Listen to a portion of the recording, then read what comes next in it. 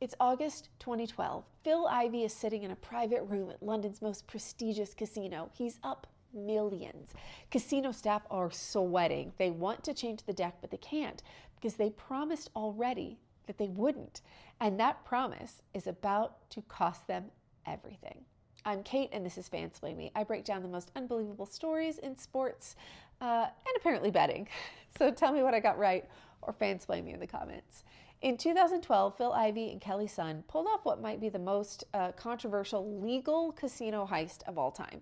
They didn't mark cards or hack machines or bribe dealers. They exploited a microscopic factory mistake called edge sorting. Here's the simplest way to understand it. So some casino cards aren't perfectly symmetrical. On the back design, a tiny pattern like a diamond or a circle isn't cut exactly centered. One side shows the full shape and the other side shows it slightly clipped. If you can get certain cards rotated 180 degrees, now those cards are literally facing a different direction than the rest of the deck, face down. No one sees it unless you're looking at the edges. Now here's where it gets genius, honestly. Casinos don't let players touch the cards, of course. So Ivey and Sun convinced the casino to rotate them for them. Kelly Sun played the role of a superstitious high roller. She requested a Mandarin-speaking dealer. She asked for certain lucky cards to be turned around. She asked to reuse the same deck, and she asked for an automatic shuffler. It all sounded harmless, but every single request was strategic. The automatic shuffler mixes the order, but not the orientation.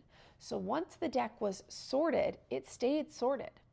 At that point, Baccarat, a game of pure chance, wasn't pure chance anymore. They weren't guessing. They were betting bigger when they had information and smaller when they didn't. In Atlantic City, they won millions. In Australia, more millions. And then they went to London's Crockford's. In 3 hours, they were up around 7 million euros. Ivey was betting up to 150,000 euros a hand. It was the fastest money that they had ever made. That's when the casino realized something was up. They switched the deck, and just like that, the edge disappeared. Crockford's refused to pay. What followed was nearly a decade of lawsuits. Ivey's argument was simple. We never touched the cards. The casino agreed to every condition. We used observation and intelligence. In poker, that's skill. But the UK Supreme Court ruled it was cheating. Not because it was illegal under gambling law, but because it was considered dishonest under the game's implied rules. They beat the system, right? They lost the definition of fairness, however. And here's the real question. If the house voluntarily gives you an advantage it doesn't understand, for you to exploit that, is that genius or are you being deceptive? Because in poker, exploiting asymmetry is the entire game. In a casino, the house decides when the edge is too sharp. Phil Ivey didn't lose because he was wrong about the math. He lost because the house gets to redefine the rules after the fact. The courts didn't care that he never handled the cards. The UK Supreme Court ruled it was cheating because he deliberately exploited the game's intended design.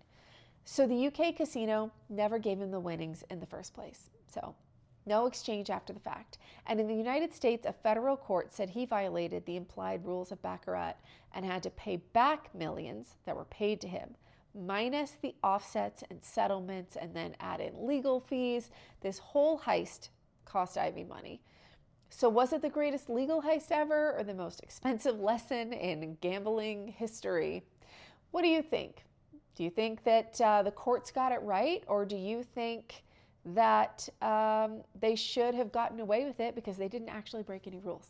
What do you think? Fansplain me in the comments.